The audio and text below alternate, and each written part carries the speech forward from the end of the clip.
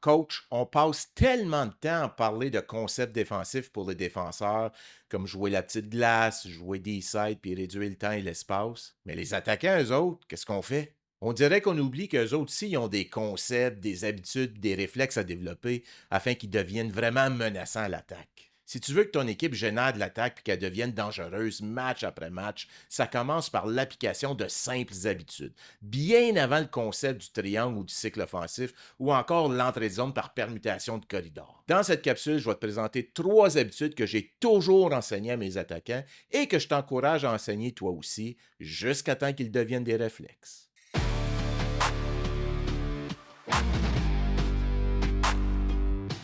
Coach, soyons clairs, la très grande majorité des buts au hockey sont marqués du centre de la glace. Pas de la rampe, pas de la ligne bleue, surtout pas derrière le filet, mais du centre de la glace. Trop de jeunes en zone offensive restent le long des rampes, évitent le trafic de l'enclave puis tirent d'à peu près n'importe où. Ils comprennent pas que la zone payante en zone offensive, c'est dans le milieu de la glace. La première habitude ou réflexe que je t'invite à développer chez tes attaquants, c'est d'apprendre à bien utiliser le centre de la glace. Quand un attaquant coupe au centre de la glace, même si c'est juste 2-3 enjambées, ça change tout. La défensive recule, il y a une tonne d'options qui s'offrent, les tirs deviennent plus dangereux, les retours deviennent payants, mais surtout, ça met tout le monde sur leurs talons. Et ça, tout ce que ça demande, c'est de développer un réflexe simple.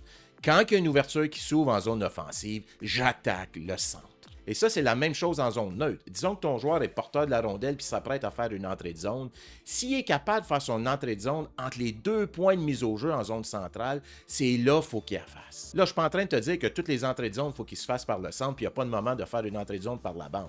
Au contraire, il y a toujours des moments pour ça. Ce que je suis en train de te dire, c'est si tu enseignes à tes attaquants d'entrer par le centre quand l'occasion se présente, tu leur offres une tonne de possibilités supplémentaires d'exercer leur créativité. Ils vont avoir des options à gauche, à droite, par le centre, tout partout, au lieu d'avoir juste des options d'un côté de patinoire. Et remarquez bien que le mot-clé que j'ai utilisé, c'est créativité. Et comment qu'on développe cette habitude-là? Un excellent moyen, c'est d'utiliser les jeux en zone restreinte. Bâtis-toi un jeu où l'offensive est obligée d'attaquer par le centre. Tu pourras avoir des règles simples. C'est 1 point pour un but, 1 point supplémentaire si le tir provient de l'enclave et 0 point s'il provient de l'extérieur de l'enclave. Je le dis, les joueurs vont comprendre ultra rapidement que pour faire plus de points, faut qu'ils dirigent leur tir de l'enclave. Et après que tu aies fait ça dans 2-3 pratiques, naturellement, durant les matchs, les joueurs vont commencer à couper vers le centre pour diriger leur tir au filet, au lieu que tu ailles à le répéter 46 fois durant le game. Ça va devenir un réflexe si tu intègres ce genre d'exercice dans tes entraînements. Une autre habitude que je t'invite à travailler continuellement avec tes attaquants, c'est celle de finir leur jeu et de rester dans l'action. Et honnêtement, surtout au hockey mineur, c'est le réflexe qui fait perdre le plus d'occasions de marquer à une équipe.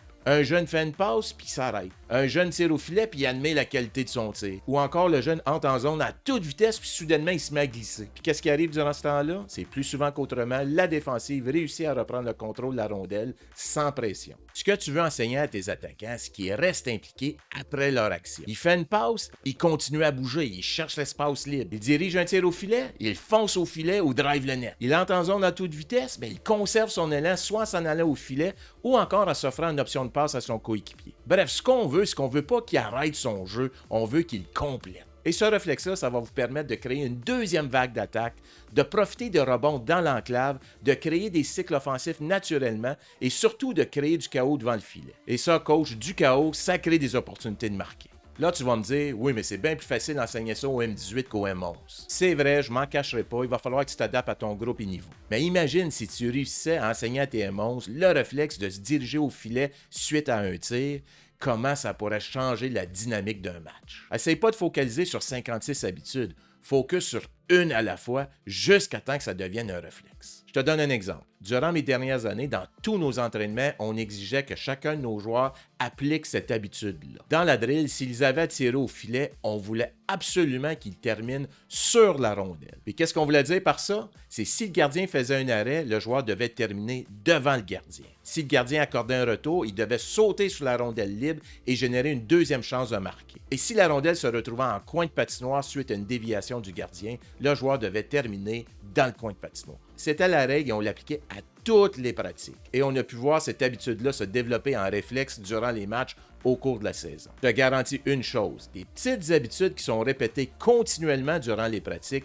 deviennent des réflexes durant les matchs. Avant de te présenter la troisième habitude, si ce genre de capsule-là t'intéresse, merci de mettre en échec le bouton j'aime, de t'abonner à la chaîne si ce n'est pas déjà fait, mais surtout de partager cette vidéo-là avec les autres coachs de ta communauté. Ça me permet de déterminer si la vidéo vous a été utile et mieux cibler mon contenu pour les prochaines capsules. Merci de votre support et encouragement. Et finalement, la troisième habitude que je t'invite à travailler continuellement avec tes attaquants, probablement celle qui est la plus négligée au hockey mineur, c'est de savoir jouer sans la rondelle.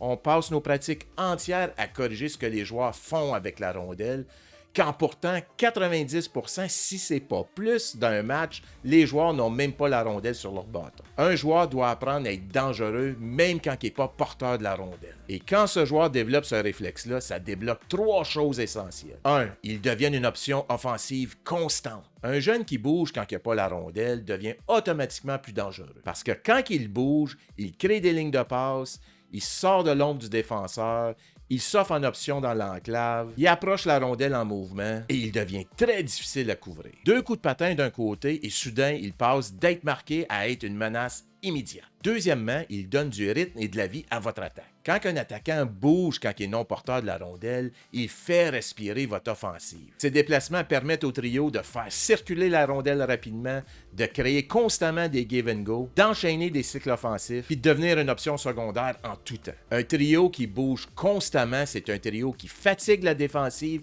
et crée des occasions de marquer. Et troisièmement, il se retrouve au bon endroit beaucoup plus souvent. Bouger quand tu es non porteur de la rondelle en zone offensive, c'est aussi celui qui arrive aux bonnes places sur les retours, sur les déviations et sur les rondelles libres. Ça, c'est pas une question de talent, c'est une question de savoir bouger ses pieds. Un jeune qui bouge quand il n'est pas en possession de la rondelle crée ses propres chances de marquer. Bref, si tu veux que tes attaquants deviennent dynamiques, dangereux puis vraiment efficaces, commence pas par enseigner 8 à 10 systèmes super complexes. Commence avec ces 3 habitudes simples. Comment bien utiliser le centre de la glace, comment finir leur jeu puis rester dans l'action, comment bouger quand tu n'es pas porteur de la rondelle. Si tu enseignes ça, si tu répètes ça et si tu fais quelques ajustements durant tes matchs et pratiques, tu vas voir que ton équipe va générer beaucoup plus d'occasions, elle va avoir beaucoup plus de rythme et surtout va marquer beaucoup plus de buts. Dis-moi en commentaire lequel de ces 3 habitudes-là est le plus difficile à enseigner chez tes joueurs. En partageant ton histoire, peut-être qu'il y a un autre coach qui va avoir une idée pour toi.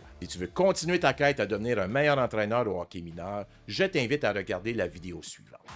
On se revoit dans une prochaine vidéo et sur ce, je te dis bon coaching!